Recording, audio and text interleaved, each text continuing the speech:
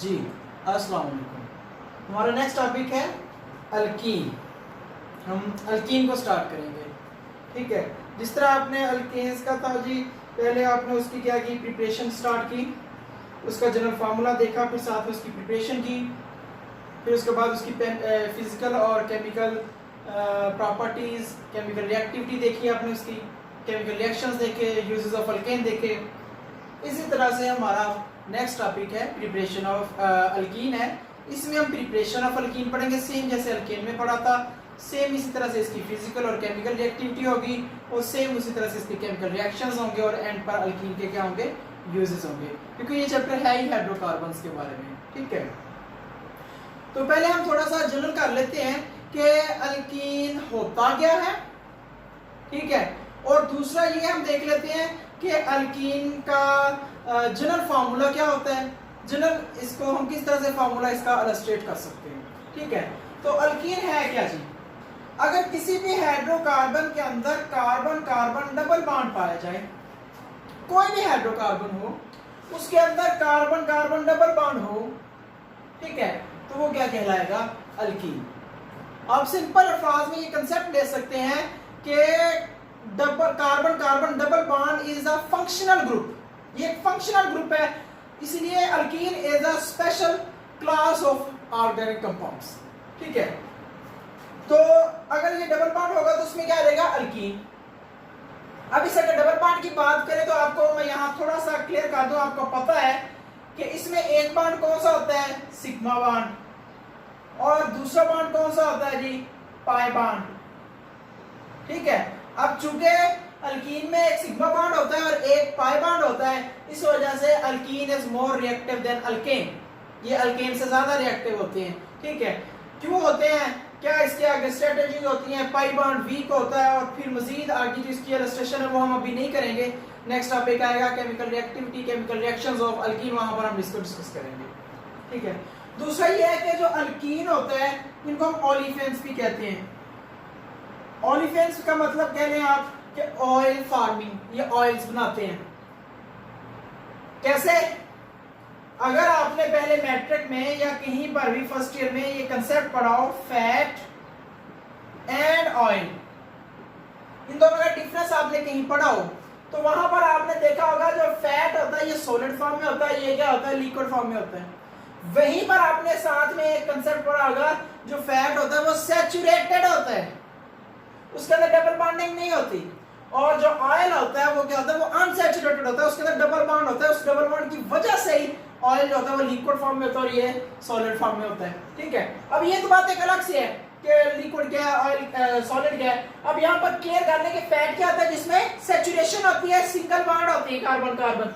इसमें क्या होता है, कार्बन कार्बन डबल बॉन्ड होते हैं। तो चूंकि ऑयल के अंदर कार्बन कार्बन डबल होता है, इसी वजह से ही अल्कीन्स को क्या कहते हैं, ऑयल फॉर्मिंग कंपाउंड्स कहते हैं, कि ये ऑयल्स बनाते हैं। ठीक है, लॉन्ग चेन फैटी एसिड्स के अंदर अगर double bond carbon carbon double bond होगा तो वो ऑयल कहलाता होता है, और अगर उसमें आ जाए सिंगल बॉन्ड हो तो फिर जब वो आगे फैटी एसिड ग्लिसरॉल वगैरह मिलेंगे तो उसका क्या बनता होता है, उसका बनता है जी आपके पास फैट। ठीक है, तो ये क्लियर हो गया कि अल्कीन को ऑयल फॉर्मिंग क्यों कहते हैं, क्योंकि इनके अंदर डबल बॉन्ड होता है, और ऑयल जो होता है वो भी कंसेप्ट किससे लिया जाता है, वो भी डबल बॉन्ड से लिया जाता है। ठीक है, इसके बाद इनका जनरल फार्मूला है जी, हम उसकी तरफ आ जाते हैं, CnH2n। जैसे कि general formula of alkyne, alkyne का ये जनरल फार्मूला है, कैसे इलस्ट्रेट कर सकते हैं, हियर n क्या है, कार्बन नंबर्स है कि कितने कार्बन की तादाद होगी उस कंपाउंड के अंदर, उस हाइड्रोकार्बन के अंदर, और H2n का मतलब क्या है कि जो n की वैल्यू होगी उसको पुट कर दो, 2 से मल्टीप्लाई कर दो, वो उसके अंदर हाइड्रोजन की तादाद हो जाएगी। Let's suppose we are discussing about butene. तो ब्यूटीन के अंदर 4 कार्बन होते हैं, तो C4 हो जाएगा, H2n4, क्या आंसर आएगा, C4H8। So this is the formula of butene in which there is once double bond. ठीक है, कार्बन कार्बन डबल बॉन्ड। तो ये आपके पास जनरल फार्मूला का स्ट्रक्चर है। इसी तरह अगर आपने पेंटेन करना हो, हेक्सेन करना हो, हेप्टेन करना हो, ऑक्टेन वगैरह करना हो, तो वो सारे क्या होंगे, उसके अंदर आप ये फार्मूला के मुताबिक उसके अंदर हेप्टीन के लिए आप उसके अंदर 7 ऐड कर दें, ऑक्टीन के लिए आप उसके अंदर 8 ऐड कर दें, हेक्सीन के लिए उसके अंदर आप 6 ऐड कर दें, तो ये सारे उसका क्या आ जाएगा, फार्मूलाज, उसके मॉलिक्यूलर फार्मूलाज क्लियर हो जाएंगे। ठीक है, और ऑक्टेन अगर एन नहीं एंड पर है तो वो अल्केन होता है, अगर ईएन नहीं है तो वो क्या होता है, अल्कीन होता है। तो ये चीज आपको क्लियर होनी चाहिए। तो ये था ये जनरल इंट्रोडक्शन के अल्कीन होता क्या है और उसको हम इलस्ट्रेट कैसे करते हैं। अब आगे है अल्कीन की प्रिपरेशंस। ठीक है, तो प्रिपरेशन में हमारे पास सबसे पहले है preparation bye D hydro halogenation of alkyl halides RX। सुना है पहले भी, RX को हम क्या कहते हैं, अल्काइल हैलाइड कहते हैं। ठीक है, तो अब पहले तो हम देखेंगे कि इसके अंदर किस तरह से हम डिहाइड्रोहेलोजिनेशन कैसे कर सकते हैं या प्रिपरेशन कैसे हो सकती है हमारी। तो सबसे पहले हमारा स्टेप क्या होगा, या क्या कंसेप्ट होगा, तो पहले आप इस रिएक्शन के नेम से ही आप ये रिएक्शन लिख सकते हैं। मतलब आप रिएक्शन के नेम पर फोकस कर लेंगे, ये रिएक्शन है क्या। ठीक है, तो इस नेम से आप फोकस करके आप खुद से लिख सकते हैं कि ये रिएक्शन किस तरह से होगा। पहले डी का मैंने पहले बताया था आपको, क्या होता है, डी का मतलब होता है रिमूवल, रिमूव होना किस चीज का। हाइड्रो, हाइड्रो के लिए लफ्ज क्या है, ये हाइड्रोजन के लिए है। ठीक है, ये हाइड्रोजन एटम, मतलब यहां से एक हाइड्रोजन एटम रिमूव होगा। हेलोजिनेशन, डी लगा हुआ ना, तो डी का मतलब है एक हाइड्रो रिमूव होगा और एक ही साथ क्या रिमूव होगा, हेलोजन रिमूव होगा। अब हेलोजन क्या होता है, कोई भी हेलोजन, मतलब जैसा आप फ्लोरीन, क्लोरीन, ब्रोमीन, आयोडीन कहते हैं। एसिडिन का मैंने पहले बताया था, वो रेडियोएक्टिव होता है, हम उसको डिस्कस नहीं करते। तो कोई भी हेलोजन लगा होगा अल्काइल के साथ, ग्रुप के साथ, उसके अंदर से एक हाइड्रोजन निकाल दे अल्काइल हैलाइड से, एक हेलोजन निकाल दे, तो जो पीछे बचेगा वो आपके पास क्या बचेगा, उसके नतीजे में जो प्रोडक्ट बनेगा वो आपके पास अल्कीन होगा। कैसे, अभी हम देख लेते हैं। हम एक कॉमन सी एग्जांपल लेते हैं। हमारे पास CH3 CH2Br। ठीक है, अब पहली बात इसकी कंडीशंस भी आपको साथ में याद होनी चाहिए। तो इसमें जो हम यूज करते हैं alcoholic, alcoholic KOH, KOH is a base, वो यूज करते हैं, उसकी मौजूदगी में ये रिएक्शन होता है। ठीक है, अब होता क्या है, अब होगा क्या, होना क्या चाहिए, तो देखिए अब आपने कहा यहां से एक तो हाइड्रोजन रिमूव होगा और दूसरा क्या रिमूव होगा, हेलोजन। ठीक है, अब let's suppose concept common sense ले लें कि अगर आप कह रहे हैं कि यहां से आप Br रिमूव करें, ये तो रिमूव होगा ही होगा हेलोजन, आपके हाइड्रोजन भी यहां से रिमूव कर दें, तो ये कार्बन स्टेबल ही नहीं रह सकता। कैसे नहीं रह सकता, एक इधर से बॉन्ड कम हो गया, एक इधर से दो बॉन्ड कार्बन कहीं से भी अपने आप को सेटिस्फाई कर नहीं कर सकता, वो कहीं से भी नहीं ले सकता दो बॉन्ड। ठीक है, तो हमारे पास फिर क्या होगा, हमारे पास क्या होगा, हम ये फिर क्लियर करेंगे कि यहां से जो एक हाइड्रोजन है यहां से रिमूव होता है। ठीक है, क्यों यहां से हाइड्रोजन क्यों रिमूव होता है, क्योंकि मैं पहले बता चुका हूं यहां से अगर हाइड्रोजन भी रिमूव हो जाए तो इस कार्बन के पीछे बॉन्ड कितने बचेंगे, दो, तो दो बॉन्ड और बनाना उसके लिए बहुत टफ सिचुएशन है। एक बार तो वो इधर से बना लेगा, कंबाइन कर लेगा, यहां से जब हाइड्रोजन निकलेगा, देखिए यहां से एक हाइड्रोजन निकल जाएगा तो ये बॉन्ड इसके साथ कंबाइन अप हो जाएगा। ठीक है, लेकिन अगर दोनों ही चीजें इधर से निकलेंगे तो इसके एट अ टाइम दो बॉन्ड रिमूव होंगे, दो बॉन्ड को दोबारा बनाना उसके लिए बहुत मुश्किल होगा। तो फिर क्या होगी टॉप प्रायोरिटी। एक चीज यहां पर और क्लियर कर दूं, ऑर्गेनिक केमिस्ट्री में बल्कि ओवरऑल केमिस्ट्री में रिएक्शन किस तरफ को प्रोसीड करेगा, रिएक्शन उस तरफ जाएगा जिस तरफ स्टेबिलिटी ज्यादा होगी, रिएक्शन उस तरफ को जाएगा जिस तरफ आपके पास एनवायरनमेंट ज्यादा सूटेबल होगा। ठीक है, मतलब अगर आप कहेंगे जी मेरे पास ऐसे आएगा जी जो मैं रिएक्टेंट है उनको मिला दिया, मेरे पास जो प्रोडक्ट बना वो बहुत अनस्टेबल पड़ा है, तो आपके ये रिएक्शन बहुत फास्ट होगा, नेवर। अगर प्रोडक्ट में जो चीज बन रही है वो स्टेबल नहीं बन रही या वो लीस्ट स्टेबल बन रही है, इफेक्टिव नहीं बन रही, तो रिएक्शन उस तरफ को नहीं मूव करेगा, रिएक्शन कोई और रास्ता ढूंढेगा। रिएक्शन सिर्फ उस रास्ते की तरफ जाएगा जिस तरफ को उसको ज्यादा सूटेबल प्रोडक्ट्स मिलेंगे, ज्यादा स्टेबल प्रोडक्ट मिलेंगे। तो यही बात इधर आ रही है कि अगर दो हाइड्रोजन रिमूव हो जाए, या सॉरी एक हाइड्रोजन और एक Br इधर से रिमूव हो जाए, तो आपके पास जो प्रोडक्ट में ये चीज बनेगी वो बहुत अनस्टेबल होगी, स्टेबल कंपाउंड नहीं बनेगा, स्टेबल अल्कीन नहीं बनेगा।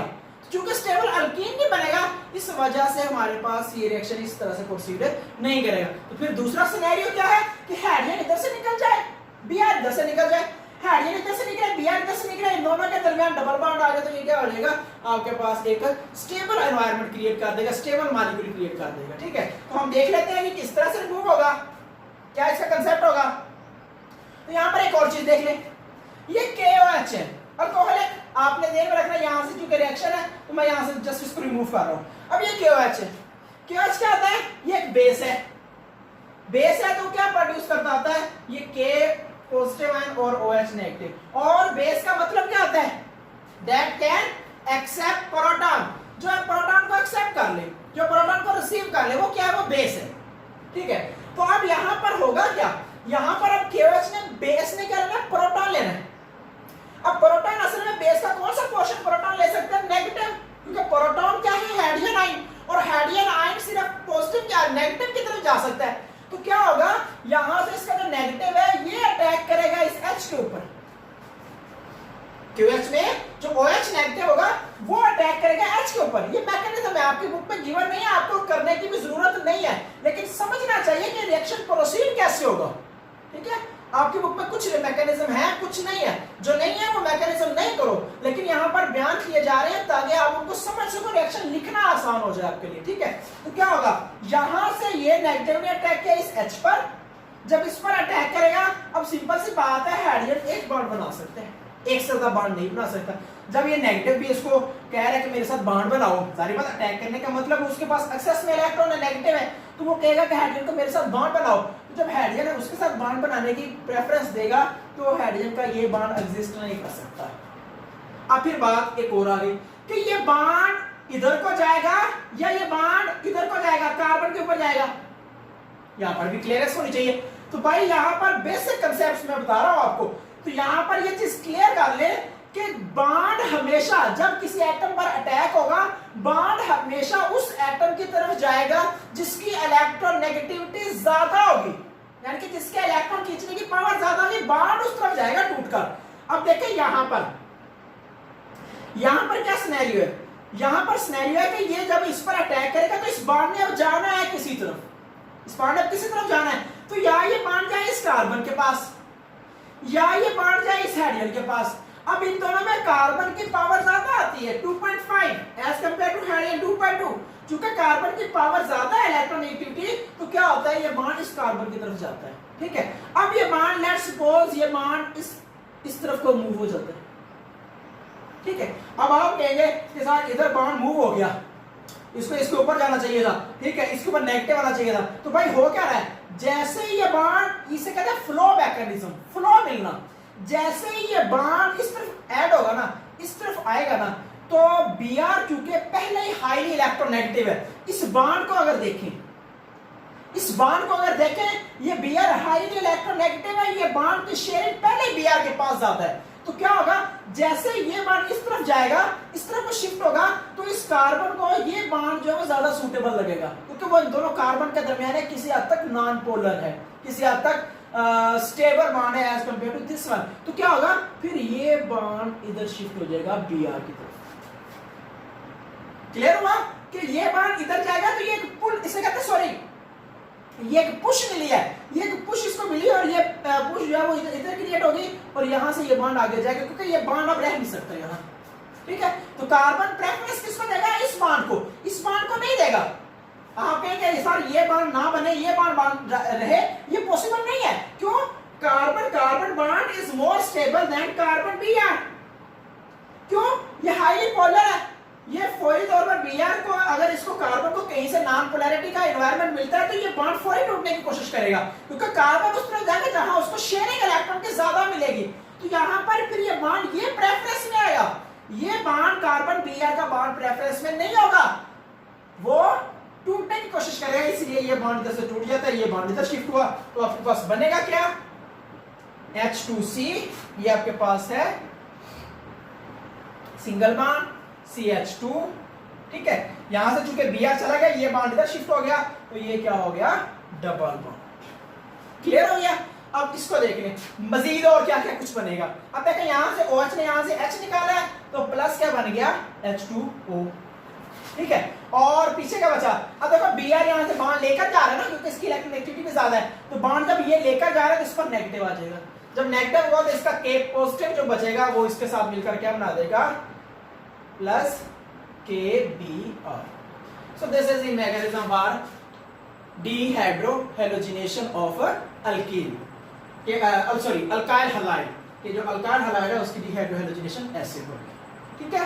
तो ये सारा कंसेप्ट आप देख लें। अब यहाँ से कोई और एग्जांपल भी ले सकते हैं आप, 3 कार्बन वाला ले लें। अब देखिए यहाँ पर एक क्वेश्चन ऐसे आ जाता है आप एग्जाम में, यहाँ पर क्या बनाया आपने, इथीन, वो आप उसने कहा कि आपने इथीन करेक्शन किया हुआ है, वो आपको कहता है कि भाई ऐसे करें कि prepare butene from butyl chloride, this is ethyl bromide, name तो आपको आना शुरू हो गए होंगे क्योंकि आप नॉमेनक्लेचर पढ़ चुके हैं, ठीक है। ये इथाइल ब्रोमाइड, वो आपको कहता है कि जी बताएं prepare butene from butyl chloride, तो क्या करेंगे आप, सिंपल सी बात होगी, आप क्या करेंगे, इस 2 की बजाय नीचे 4 कार्बन लगा देंगे, 4 कार्बन लगा देंगे, 4 कार्बन वाला अल्काइल हैलाइड यूज कर लेंगे। और जाहिर बात है यहाँ से कोई कार्बन की नंबरिंग की तो कमी बेशी नहीं और इस मॉलिक्यूल में, तो क्या होगा, फिर ये 4 कार्बन वाला जब बॉन्ड बनेगा, कंपाउंड बनेगा, तो उधर से Br वगैरह निकल जाएगा और आपके पास 4 कार्बन वाला ही अल्कीन बन जाएगा, क्लियर। तो this is the basic concept for the dehydrohalogenation of alkyl halide for the preparation of alkene, आपके पास अल्कीन बन चुका है। नेक्स्ट हम देखते हैं, नेक्स्ट है जी डिहाइड्रेशन ऑफ अल्कोहल, कि जो अल्कोहल है अगर उसको उसकी अगर डिहाइड्रेशन हो जाए तो फिर क्या होगा, ठीक है जी।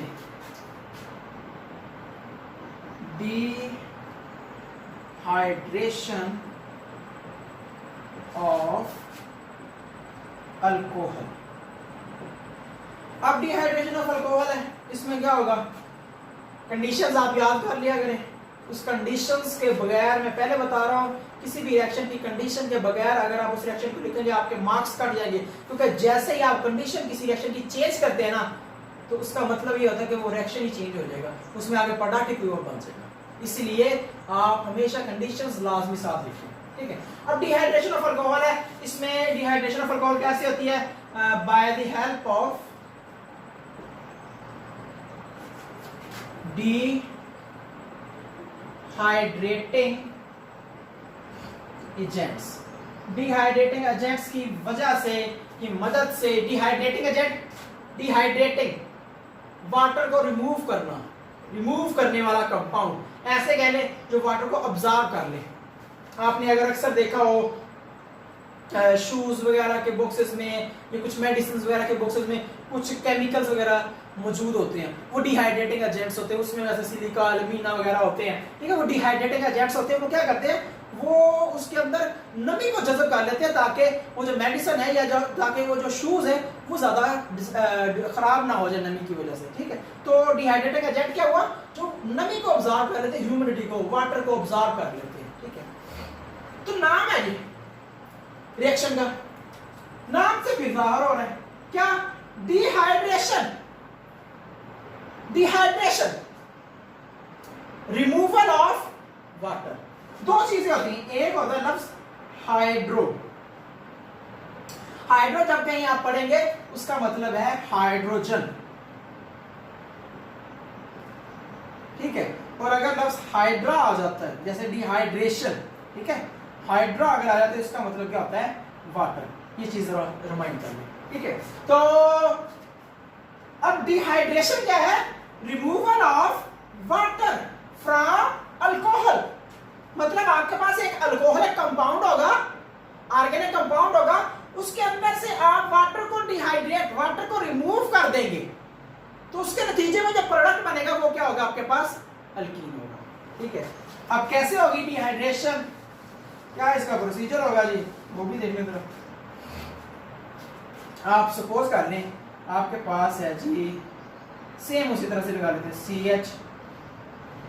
CH2H CH2OH, ठीक है।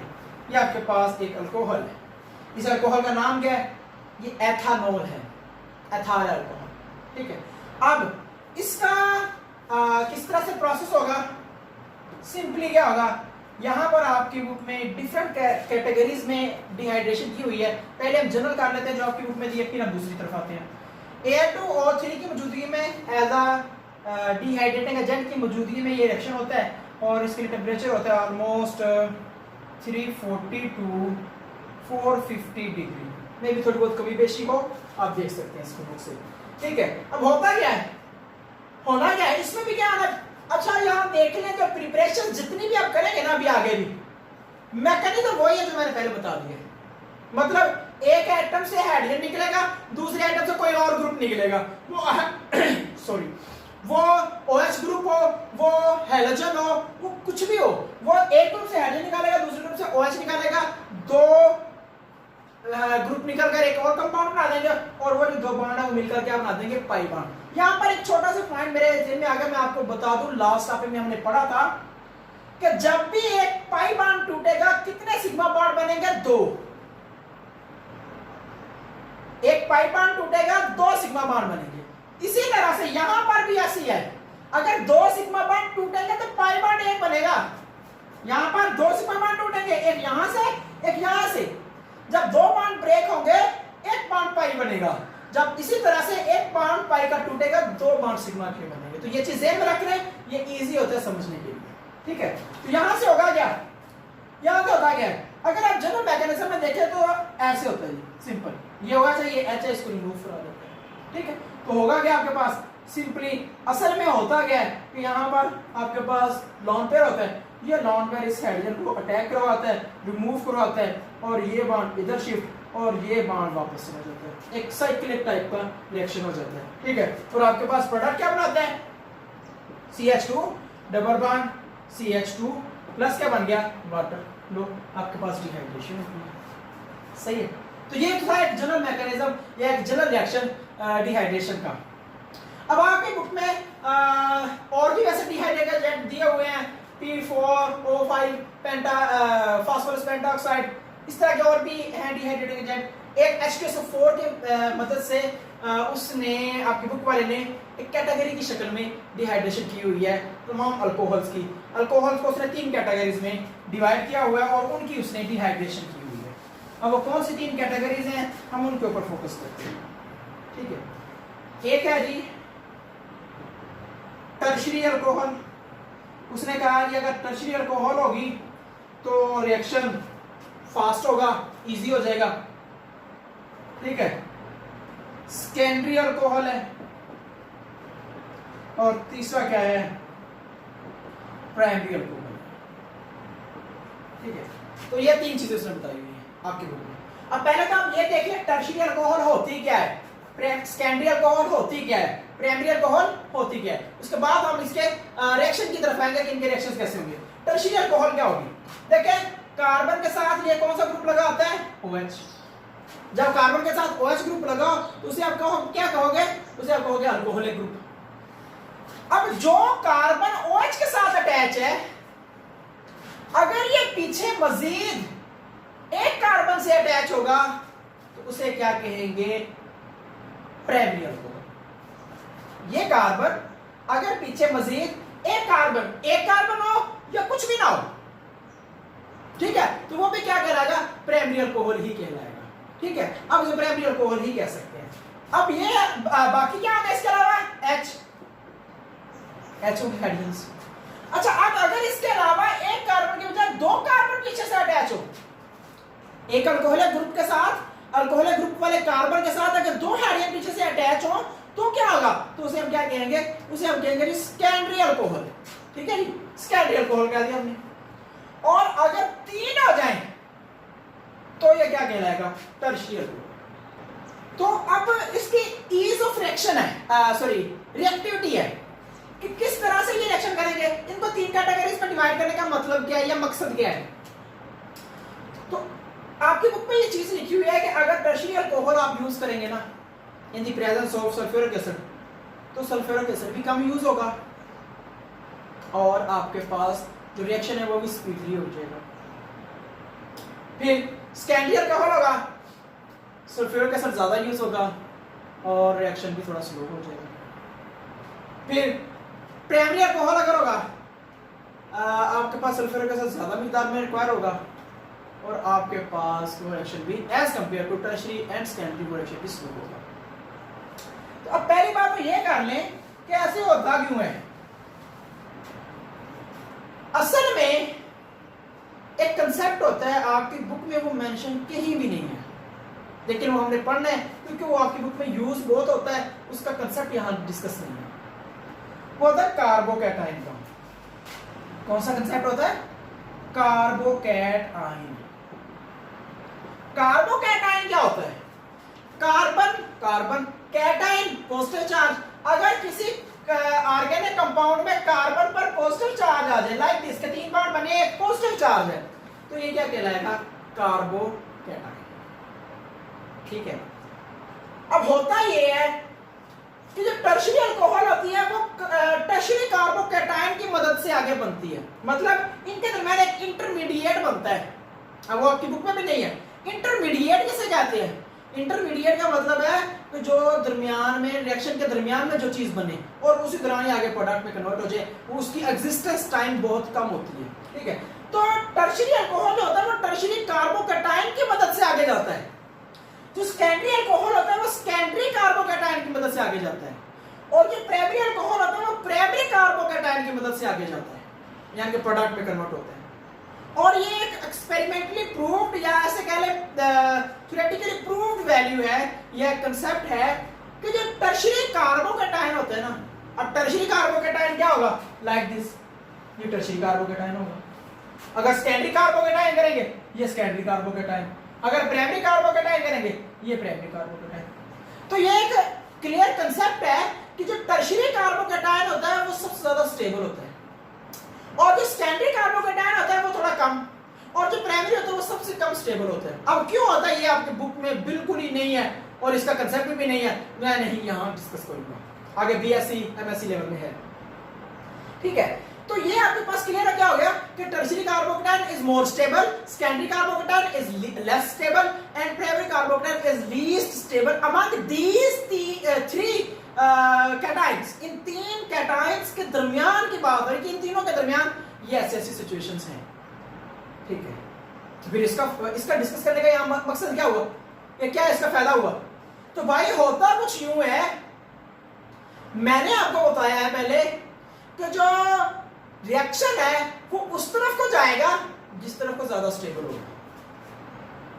ठीक है। तो मतलब क्या हुआ? फिर मतलब ये हुआ कि tertiary carbocation is most stable, reaction उस तरफ भाग कर जाएगा। Secondary carbocation is less stable, reaction उसकी तरफ थोड़ा स्लो जाएगा, ज्यादा कंडीशंस मांगेगा। Primary carbocation is least stable, reaction उसकी तरफ बहुत स्लो जाएगा, बहुत कम आपके पास उसकी स्पीड होगी। ठीक है। तो ये आपका पास बेसिक कंसेप्ट है। यहाँ पर एक छोटा सा पॉइंट दे दूं, अगर आपके पास एक आप टर्शियरी अल्कोहल यूज कर रहे हैं, दूसरा आप सेकेंडरी अल्कोहल साथ साथ यूज कर रहे हैं, तो आप ये बताएं कि कौन सा रिएक्शन जल्दी चलेगा? टर्शियरी अल्कोहल, टर्शियरी कार्बोकैटायन वाला ज्यादा प्रोडक्ट जल्दी बना देगा, अल्कीन बना देगा। जो सेकेंडरी अल्कोहल होगी वो स्लो बनाएगा, देर से बनाएगा, उसके लिए कंडीशन भी हाई चाहिए होगी। सही है। तो ये कंसेप्ट है। तो इसी सेंस में फिर आपकी बुक में उसने 3 कैटेगरीज बनाई हुई हैं, तो उन तीनों कैटेगरीज के रिएक्शंस को हम यहाँ डिस्कस कर लेते हैं। तो पहले हम कर लेते हैं जी टर्शियरी अल्कोहल की। ठीक है। अब टर्शियरी अल्कोहल कैसे होगी? मैंने आपको बता दिया कि COH, यहाँ पर CH3, यहाँ पर भी CH3, यहाँ पर भी CH3, ये टर्शियरी अल्कोहल होगी। ठीक है। इसके साथ आपने इसकी डिहाइड्रेशन करनी है, सॉरी, तो आप जस्ट यहां पर एक कैटलिस्ट यूज करेंगे H2SO4।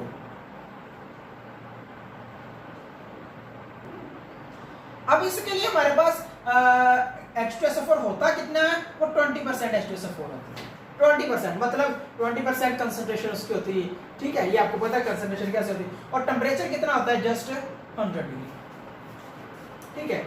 अब ये आपके पास है, तो ये आपके पास प्रोडक्ट कैसे बनाएगा? अब देखिए यहां से एक तो OH निकल जाना है, अब H आपने निकालना है, तो भाई जहां से मर्जी निकाल दो, नो इशू।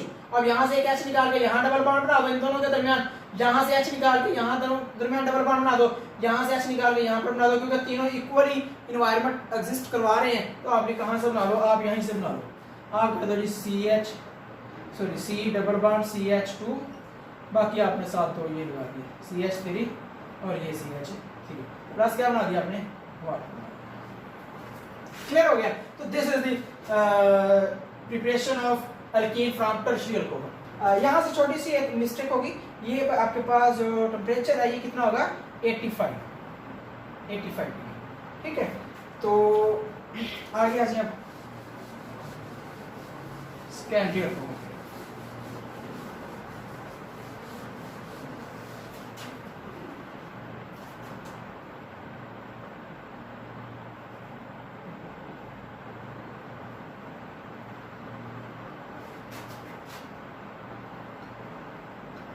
इसमें क्या होगा, ये हमारे पास है कितना हो जाएगा आपके पास सेकेंडरी अल्कोहल, ये OH आ जाएगा, यहाँ पर एक कार्बन इधर आ जाएगा CH3 एक हो गया, ये CH3 आ गया, यहाँ पर एक H आ जाएगा, ठीक हो गया। अब इसको कैसे करेंगे, सेम वही कंडीशंस होंगी लेकिन थोड़ी सी चेंजेस आ जाएंगे इसमें हमारे पास अगर 60% आएगा H2SO4, ठीक है, H2SO4 यूज होगा और टेम्परेचर होगा 100 डिग्री। वहां पर मिस्टेक हो गई थी, 85 लिखना था, 100 डिग्री सेकंड स्टेप के लिए होता है। यहाँ पर देखें कि जैसे जैसे सेकेंडरी अल्कोहल आया, टर्शियरी से हम लोअर लेवल पर आए तो हमारे पास कंसंट्रेशन में ज्यादा देनी पड़ी, कैटलिस्ट ज्यादा रिक्वायर होना पड़ा, टेम्परेचर भी ज्यादा देना पड़ा, कंडीशन आर इंक्रीज हो गई है, ज्यादा बढ़ गई है, ठीक है। प्रोडक्ट आपके पास सेम बनेगा, ठीक है। फर्क क्या होगा, यहाँ से OH, यहाँ से इन दोनों में से कहीं से एक आप H निकाल दें, आपके पास क्या आ जाएगा CH3 CH, इसको सॉरी ऐसे करना है CH2, ये ऐसे आ जाएगा CH और यहाँ पर आप लगा दें CH3, ये आपके पास क्या आ गया, ये आपके पास आ गया अल्कीन आ गया जी, कौन सा प्रोपीन आ गया आपके पास, ठीक है। हुआ क्या, यहाँ से आपने H निकाल दिया, यहाँ से H निकाला, यहाँ से OH, यहाँ से जब H निकलेगा, देखें यहाँ पर H2 है, यहाँ पर चले मैं साथ से निकालता हूँ, यहाँ से एक H निकलेगा तो सारी बात ये बांड इधर शिफ्ट और ये बांड आगे ले जाएगा, तो ये बांड यहाँ पर डबल बांड बना दिया, ये उसने डबल बांड बनाया हुआ है, वो CH उसका साथ लगा हुआ है और ये CH3 आपके पास बना हुआ है, ठीक है। तो ये क्या है, ये सेकेंडरी अल्कोहल है। अब आगे कर लेते हैं प्राइमरी अल्कोहल के लिए। उसके लिए जब आप जाएंगे प्राइमरी अल्कोहल के लिए, उसमें आपकी कंडीशंस और ज्यादा हाई हो जाएंगी। क्यों होगी, मैं रीजन आपको बता चुका, ठीक है। तो प्राइमरी अल्कोहल में क्या होगा, प्राइमरी अल्कोहल अक्सर में होगी क्या CH3 CH2OH, ये है प्राइमरी अल्कोहल जिसमें पीछे कार्बन एक से अटैच है, ठीक है, बाकी हाइड्रोजन तो लगे हुए हैं। अब इसमें क्या होगा, इसमें हमारे पास जो कंडीशंस हैं वो 75% है H2SO4, sulphuric acid as dehydrating agent जो यूज हो रहा है वो 75% तक इंक्रीज हो गया है और टेम्परेचर भी ऑलमोस्ट 140 से लेकर 170 डिग्री तक चला गया। That means primary alcohol is less reactive as compare to tertiary alcohol, ठीक है। तो उसी तरह से प्रोडक्ट क्या बनेगा, यहां से OH निकला, यहां से एक H निकल गया, चलिए मैं लिख देता हूं, यहां पर ये वाला H निकल गया और ये वाला OH जो है इसको नीचे लिख देते हैं, इजी हो जाएगा, यहां से HOH ये निकल गया, आपके पास प्रोडक्ट क्या बना दिया इसने CH2 डबल बॉन्ड CH2 और प्लस क्या बन गया आपके पास क्लियर हो गया। तो ये सारी प्राइमरी सेकेंडरी और टर्शियरी का कांसेप्ट कि किस तरह से प्राइमरी सेकेंडरी टर्शियरी अल्कोहल जो है वो इन्वॉल्व हो सकते हैं या वो यूटिलाइज किए जा सकते हैं for the preparation of alkenes, ठीक है। तो 3 रिएक्शंस हमारे हो गए हैं, 3 रिएक्शंस आपके रह गए हैं, उसमें आपके पास आ जाना एक है डिहाइड्रोजनेशन ऑफ वेसिनल डाइहैलाइड्स, फिर आपके पास है कोप्स मेथड, फिर उसके बाद है पार्शियल हाइड्रोजनेशन ऑफ अल्काइन, ठीक है।